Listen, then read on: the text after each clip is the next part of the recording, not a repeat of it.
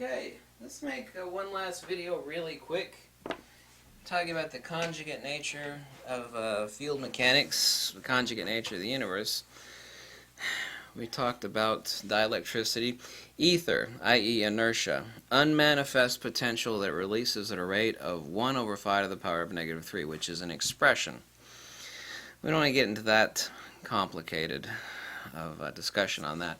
What about the conjugate nature of the universe? Principle and attribute. It is absolutely irreducible that there's nothing in the universe that you can point to, or not point to, that does not have at least one attribute. Light and illumination, water and flow. It's absolutely impossible. It is also impossible to define inertia in what it is in principle versus what it does, and by does I mean that loosely, a simple linguistic expression, which of course is always self-limiting as a perceptual amplifier to conscious understanding rather than true comprehension. You have to take another step to have true comprehension. The conjugate nature of the universe, ether and inertia and magnetism. As Faraday called magnetism the dielectric field. Okay, and as I've already pointed out to you, what we call the dielectric field, i.e. that which defines magnetism, is the loss of inertia. It is no different than saying that the field of light is illumination, and this is irreducibly true. When we talk about light, we think of illumination. We think of illumination, we think about light. This is a conjugate principle, but have we ever defined it? Have we ever truly understood it?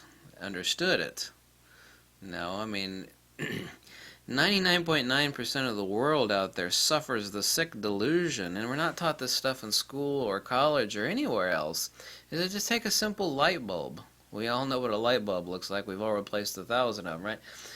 If you and some of the best experts in field theory who don't walk this earth anymore have basically said the same thing. This is my own way of saying it. If you think that a light bulb actually emits light, or that the sun emits light, then you're delusional. Well, sure it does. You know, I plug in a light bulb and I turn the switch on, and electricity passes through the current, and we have a very tightly wound tungsten coil, and then it emits light. Let's talk about splitting hairs. Sometimes the devil is in the details. That is a vacuum-sealed entity encased in glass with a little bit of argon actually pumped into it. That light bulb is not emitting anything. That is a field perturbation. You know, there is nothing quantifiable. Qualitatively, yes, but there is nothing quantifiable. And let's never get into quantum, because quantum mechanics and general relativity is a cult of atomism. The ancient Greeks had their own brand of these mental degenerates that believed everything was little magic particles bumping into each other, and magic particles hitting these magic particles, and magic particles. That literally is what quantum mechanics is. The insanity of quantum mechanics is that they even think that fields are mediated by particles, bosons, and I mean, that's absurdity. There's never been any observable evidence for such insanity, some mental degenerate insanity that has never presented itself. It's an absolutely ludicrous idea. Instantaneous action at a distance alone negates that as a possibility. Conjugate nature of the universe. The release of inertia necessitates, in other words, 100% of the visible universe is held up by the air, if you will, of the balloon that is magnetism. Okay, we would know nothing about light sans its attribute, illuminate. We have to define principle versus attribute. Light and illumination, water and flow, ether and inertia, principles, and their attribute. The attribute of ether and inertia is that magnetism. I've talked about magnetism being the true geometric expression. Now, the Lamore frequency is the gyromagnetic precession. Actually, MRI, magnetic resonance imaging scanning devices could not even be created or aligned calibrated without knowing Lamore frequencies. It is up there in the high megahertz range, and it varies. You can actually vary geomagnetic precession. The hyperboloid that defines the loss of inertia. Now, unfortunately, I cannot make a curvilinear expression of the loss of inertia, but I actually can make a very simple model to show you. You know what a hyperboloid is? You should know what a hyperboloid and a torus. A torus is a donut, a hyperboloid is an hourglass shape. They are conjugate inverse images of each other. A torus is literally the illumination. Actually, if you want, here's a fact that I've never told anybody else except for the 4th edition of my book. The geometry of magnetism is a torus, and the geometry of the principle, i.e. inertia, i.e. ether, is the hyperboloid, the hourglass shape. We have centrifugal divergence, centripetal convergence. The entire universe, Mother Nature works off of pressure mediation, centrifugal divergence, centripetal convergence. Everything is capacitance, resistance, permeability, and permittivity.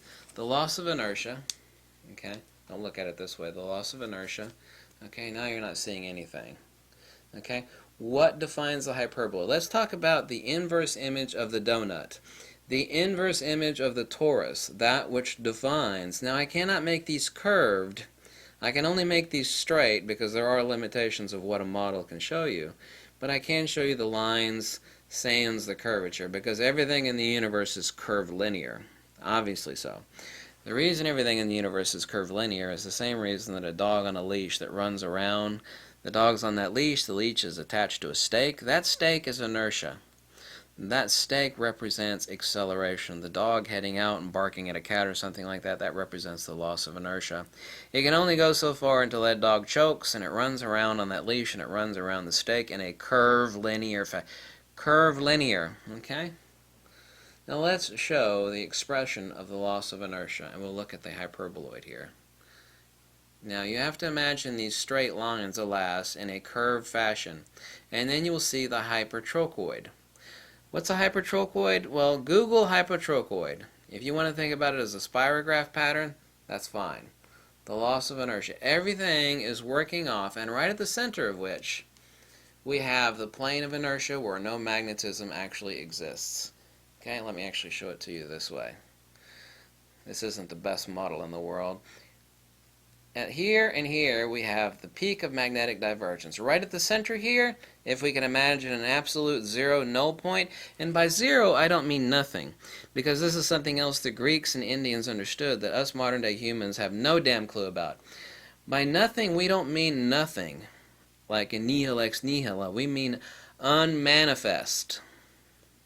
Kind of like the holes in your ear, the holes in your nose, the hole in your mouth, the hole in your belly button, various other orifices.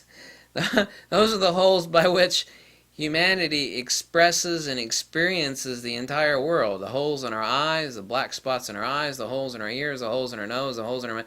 All these holes, all these things which are nothing, is the means by which everything is experienced and expressed. I mean, you know that, I know that. It's undeniable, it's irrefutable.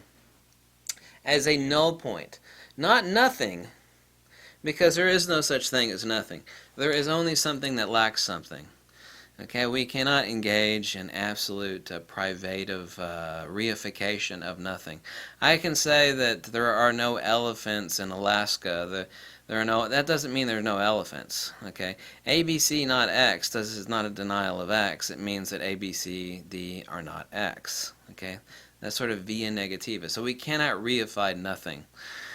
Human beings reify many things as something. Space has no properties. A shadow has no properties. Okay?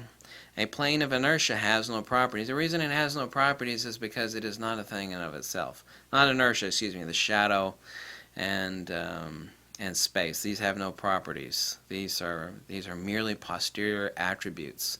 They're literally the wake of divergence. That which actually forms the torus, i.e. magnetic divergence, if you want to call it illumination. We said magnetism is to illumination what the ether and inertia is to the light itself. If you want to talk about light, talk about ether and inertia. We want to talk about the release of light.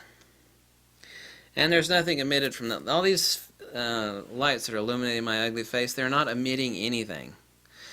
Okay, That's even the fundamental things we don't think we think we understand, we don't understand.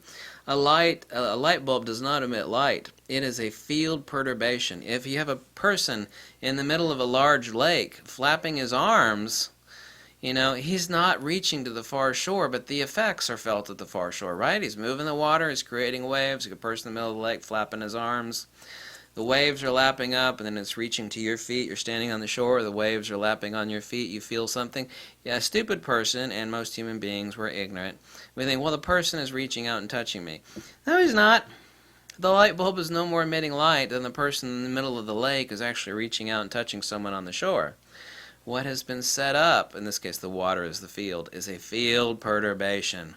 Field perturbation. Inertia, you don't care if I don't give a damn if you call it inertia perturbation or ether perturbation or field perturbation. These are all linguistic BS talk to put concrete principle concepts within human consciousness. They do not relay true comprehension. Okay? Nothing emits light. These are field perturbation. If you think they're like photon particles hitting the back of your camera, you're an idiot. It's a field perturbation at a specific set frequency. Okay? The conjugate nature of the universe is really that simple, but it is so simple that human beings have no comprehension of it.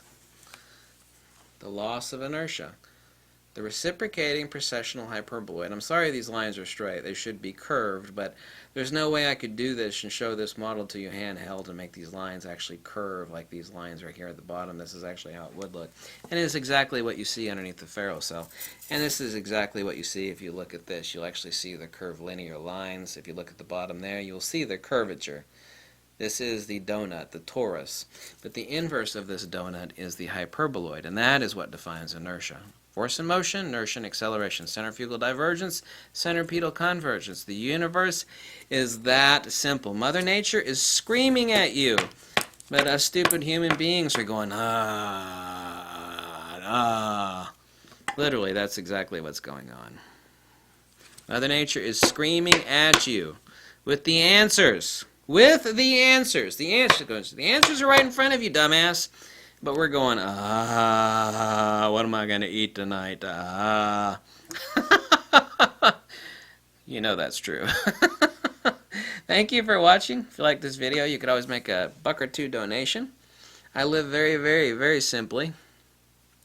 If you deny that, I'll make a video of the house that I live in, and you'll be like, yeah, this guy lives really simply. Thank you for watching. Catch you later. Bye.